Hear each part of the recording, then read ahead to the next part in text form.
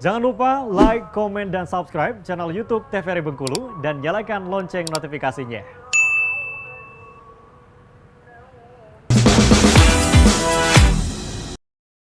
Balik lagi di Opini Obrolan Pas di sini. Nah, pemirsa, ini masih bersama dengan Mem Ana. Mem, gimana Mem? Ini adalah segmen terakhir kita, Iya. Mem. Apakah udah mulai jenuh di sana, Mem?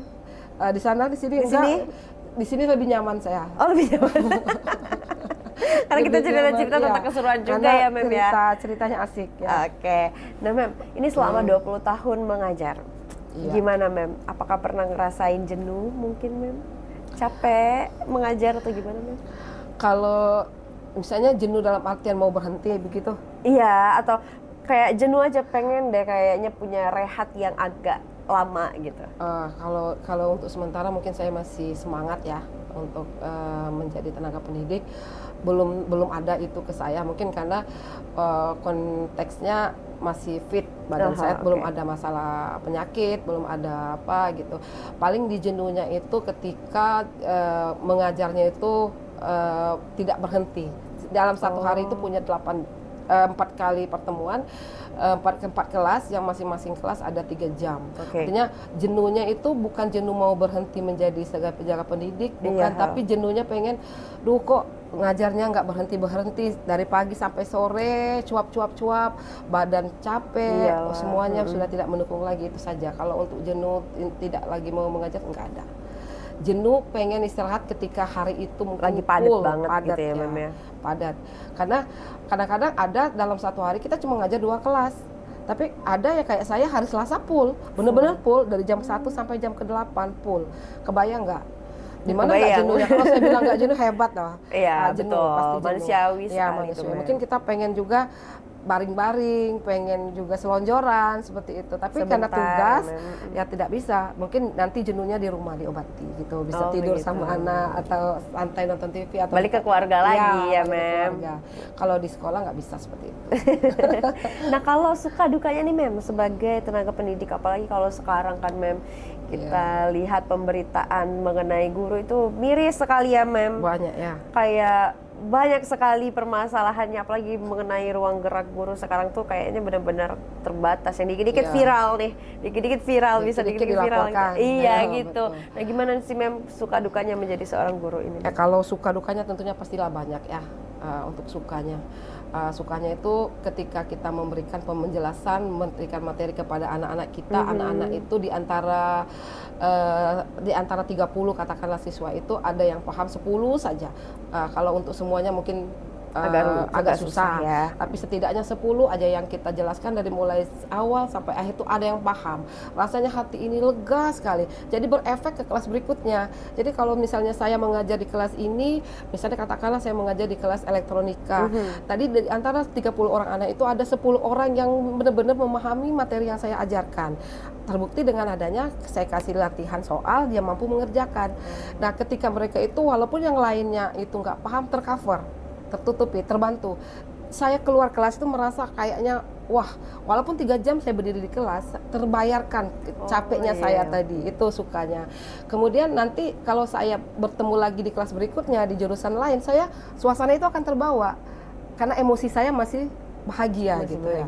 Ketika masuk di kelas berikutnya, berdampaklah bagus juga, artinya bagus sekali itunya, efek dari pembelajaran kita berikan, anak paham dan mereka kita merasa puas. Itu sukanya. Dukanya ada juga. Dukanya misalnya kita udah jelaskan A sampai Z, sudah jelaskan ini subjek, ini kata kerja, ini objeknya, kita udah garis bawah, kita udah labelin mereka, ini S subjek, ini verb, kayak gitu kan. Terus kita tanya lagi bagaimana, paham? Semuanya bilang paham, aman. Kemudian kita buat lalatnya. Tanya lagi, which one is the subject? Yang mana subjeknya? Satu pun nggak tahu. Mana subjeknya nggak tahu. Sakit hatinya. Udah kita jelaskan. Tadi kan katanya sudah paham. Kenapa kok sekarang nggak paham? Subjek itu siapa? Subjek itu apa? Ini kata kerjanya mana? Objeknya apa? Tidak ada satupun yang jawab. Dari sekian banyak anak itu rasanya miris sekali. Rasanya hari itu mau teriak. Kalau ada misalnya mau coret-coret, mau coret-coret kayak gitu. Itu duka banget itu tuh. Karena istilahnya tuh merasa gagal, kecewa. ke diri sendiri, kenapa sih ini masalahnya, apa pada kita yang salah menyampaikan atau memang anak tidak fokus lagi, tidak menarik materi ini Di kayak sebelah gitu. mana gitu salahnya Misalnya gitu tuh ada merasa, kalau saya ya merasa berdosa kayak gitu, kok dari sekian anak nggak ada yang bisa, atau memang mereka sengaja membuat saya sebel atau bagaimana, itu sakit rasanya. Maksudnya harapan sebagai guru, setiap pembelajaran itu pasti tujuan akhirnya itu anak paham. ya. Kalaupun tidak semuanya mereka paham, ya wajar, karena kita mempunyai kemampuan yang berbeda. benar. Tapi setidaknya ada perwakilan, transfer ilmu kita tadi, ada perwakilan yang bisa mentransfer lagi ke temannya. benar. Misalnya saya udah bisa menjelaskan ke si A sudah paham, dia bisa menjelaskan lagi ke temannya, dan itu kebahagiaan yang luar biasa bagi saya. Dan kemudian yang poin kedua tadi katanya sekarang miris, ada guru yang dilaporkan karena mungkin menegur anak atau apa. Sebenarnya itu saya kalau menurut saya pribadi ya, itu terlalu, orang tua yang melaporkan itu terlalu arogansi. Mungkin karena dia punya power, mungkin dia merasa lebih hebat, sehingga dia tidak senang atau tidak suka kalau anaknya ditegur. Sementara sebenarnya untuk pendidik, kalau anak kita sudah kita sekolahkan ke tempat yang pas, kita sudah tahu, oh nanti anak saya akan dididik, jadi serahkan kepada pihak pendidik. Jadi jangan juga berbicara sebagai orang tua juga ya, saya Mem, juga berbicara sebagai orang tua, punya anak juga yang bersekolah gitu. Jadi kalau saya serahkan anak saya di sekolah, dan saya yakin kalaupun ada guru yang menegur, menyentil atau memukul, itu bukan dengan kebencian ya, bukan dengan kebencian, akan tetapi untuk menegur supaya anak kita bisa berubah lebih baik lagi. Jangan diasumsikan ketika ada guru yang menegur dengan mungkin dengan menjewer atau memukul sedikit, itu udah merasa tersinggung, sudah harga diri sudah diinjak-injak. Kalau seperti itu, ruang gerak guru menjadi benar-benar sempit. Iya, benar. Karena nanti kalau saya nggak tegur, ini anak nggak bisa, nggak buat PR, saya nggak marah. Anak misalnya ribut di kelas, saya nggak tahu. Jadi kita tidak ada saling menghormati lagi nanti di kelas. Tidak ada penghargaan lagi buat guru di kelas gitu ya. Jadi khawatirnya yang tadi yang mau belajar serius terganggu atas ulah anak kita. Nah, mungkin guru memukul atau guru menegur itu bukan karena dia benci dengan anak kita atau siswa, tapi pada dasarnya untuk dia bisa tertib bahwa di sekeliling dia atau di kiri kanan dia ada orang yang pengen serius belajar. Makanya saya kalau di kelas, daripada tangan saya gunakan untuk memukul, saya bilang, kalau kamu memang tidak serius, silakan keluar. Karena saya tidak akan gunakan jari saya untuk memukul kamu.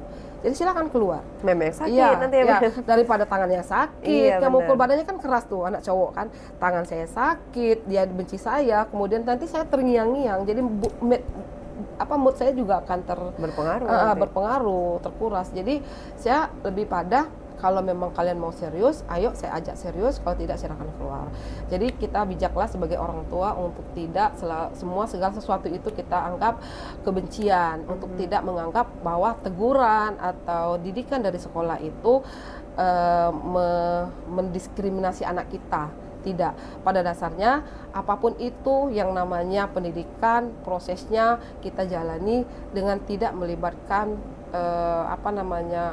hukum itu ya. Kayak melibatkan ditegur sedikit anaknya udah dilaporkan, dijewer sedikit anaknya sudah begini. Tidak usah. Kenapa? Karena pembelajaran itu kalau semuanya sudah bagus, untuk apa lagi kita sekolahkan? Benar. Ya di rumah aja sama orang tuanya kan. Itu juga termasuk ke pembinaan karakter ya, Mem ya. Betul. Karena percuma juga ya, Mem, kalau dia pintar karakternya minus. Iya, betul. Makanya saya tekankan ke anak, saya lebih suka anak yang berakhlak daripada anak yang pintar. Terkadang anak yang pintar itu terkesan lebih arogan. Karena dia tidak mempunyai karakter berakhlak gitu ya. Akhlaknya kurang. Kan antara akhlak dan kecerdasan akademik itu harus seimbang. Ketika dia berakhlak, dia punya kecerdasan, insya Allah mereka akan saling menghargai. Kenapa? Kalau sudah arogansi, kadang-kadang kita sebagai guru kadang-kadang dianggapnya juga remeh. Dia merasa saya lebih pintar dari Mem, saya lebih bagus dari Mem gitu. Tapi kalau dia berakhlak, dia tahu posisinya. Ini orang tua, walaupun dia merasa lebih ilmunya, tetap kita menghargai orang tua. Guru itu adalah sebagai orang tua pengganti di luar rumah, kayak gitu. Jadi memang untuk orang tua, untuk kita sebagai pendidik, intinya pengen sama-sama anak kita menjadi yang terbaik. Tidak ada satupun orang tua yang menginginkan anaknya yang tidak baik. Begitu juga guru. Tujuan pembelajaran yang akan dicapai itu pasti ada gitu. Gak mungkin tujuan pembelajarannya akan anak ini nanti telinganya berdarah, atau nanti anak ini akan misalnya lebih melawan atau lebih apa, enggak. Kayak gitu ya, Mem ya. Jadi karena intinya sama-sama kita membangun pendidikan itu, baik dukungan dari orang tua, dukungan dari guru, sama-sama kita jaga. Jangan merasa saya hebat, jadi jangan mau sembarangan anak-anak saya gini, saya nggak pernah mukul anak di rumah. Ya karena kita sebagai orang tua kadang-kadang salah pun kita nggak akan pukul anak kita. Kan misalnya karena beda memang. Karena anak itu dididik orang lain akan lebih berpengaruh, baiknya akan lebih kelihatan. Kadang-kadang kita yang sebagai orang tua kita didik anak kita susah, misalkan suruh makan aja puluhan kali kita suruh. Nah ketika suruh orang lain yang nyuruh cepat, kan memang beda. Jadi kalau kita sudah serahkan anak kita ke sekolah, ya serahkan sepenuhnya tanggung jawabnya. Percayakan gitu ya, betul, percayakanlah kepada pihak sekolah. Dan kalau mungkin udah brutal, kalau ada patah atau udah ditembak atau mungkin itu ya, itu udah pelanggaran HAM. Tapi kayaknya udah nggak ada deh, Mem. Oke, Mem. Itu terakhir boleh disampaikan pesannya nih, Mem, untuk para murid, untuk para murid-muridnya Mem juga mungkin untuk para orang tua juga, bagaimana sih agar bisa berkolaborasi bersama untuk memajukan pendidikan di Indonesia, khususnya di Bengkulu nih, Mem. Boleh disampaikan, Mem. Baik, saya sebagai tenaga pendidik khususnya di Sekolah Menengah Kejuruan SMK Negeri 2, untuk anak-anakku semuanya, semoga kedepannya lebih bersemangat lagi, termotivasi, walaupun banyak kendala yang kita hadapi di era globalisasi ini. Mungkin ada keterbatasan media untuk kita pembelajar, tapi tidak mengurangi keinginan kita untuk tampil lebih bagus lagi. Walaupun di luar sana banyak masyarakat yang berasumsi bahwasanya kita ini adalah sekolah yang bobrok atau brutal. Tidak, kita tunjukkan bahwa kita punya kemampuan di bidang kita masing-masing. Kita tunjukkan bahwa STM bisa, STM hebat, STM yes, seperti itu. Jadi mari kita semua untuk selalu menjaga agar semua cita-cita kita, semua keinginan kita, tujuan pembelajaran kita ke depannya akan lebih baik lagi dan semuanya menjadi tercapai dan sukses selalu. Begitu juga buat para guru untuk tidak bosan-bosannya membimbing, membina siswa didikan kita agar supaya mereka menjadi generasi-generasi yang berakhlak, berbudi pekerti yang baik, dan menjadi generasi-generasi yang bertanggung jawab, berpunya moral. Saya rasa pesan saya sebagai pendidik cukup.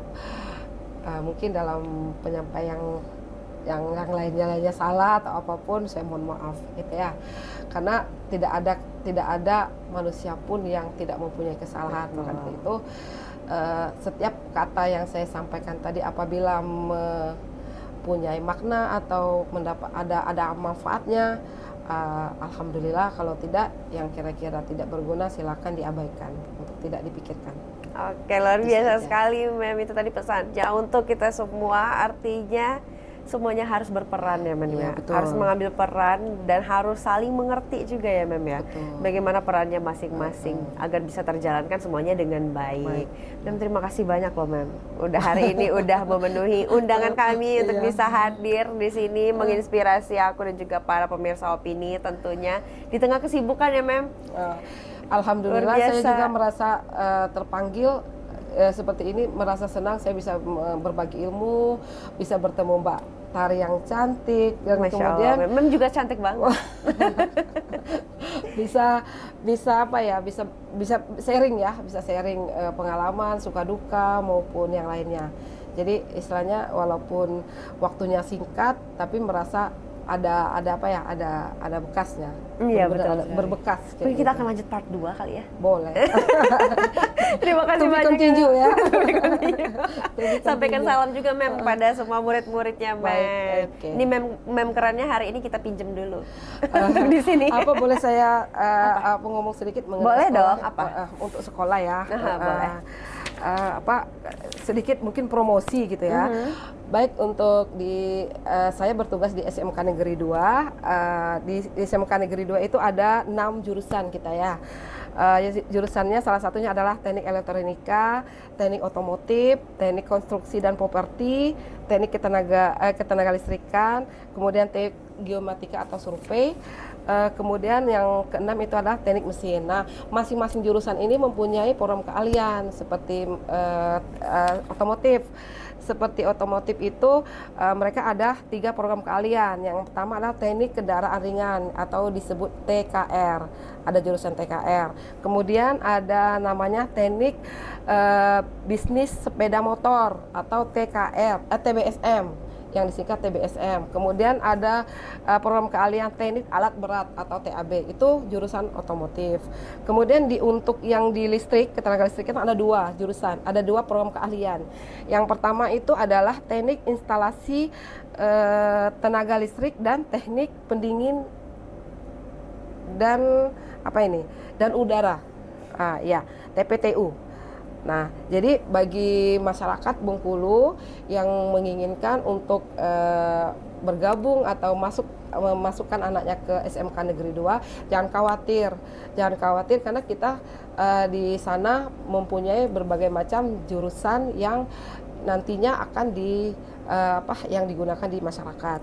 Untuk itu jangan didengarkan kata-kata yang di luar mengatakan STM serem, STM brutal. Tidak, STM hebat. Ya, anak-anak STM yang keluaran dari SMK Negeri 2 banyak sekali yang sudah menjadi orang-orang hebat di luar sana. Untuk promosinya mungkin hanya itu. Oke, terima kasih banyak ya, Beb. Oke, terima kasih banyak, Beb. Baik. Sampai jumpa di lain waktu. Salam untuk murid-murid ya, Beb ya. Oke, terima kasih. Untuk pemirsa, terima kasih banyak karena sudah menyaksikan opini pada hari ini. Jangan lupa terus saksikan opini pukul 11 hanya di TVRI Bengkulu. Saya Uter Novadini mewakili kerabat kerja yang bertugas pamit undur diri. Sekian dan terima kasih. Wassalamualaikum warahmatullahi wabarakatuh dan sampai jumpa. Oke.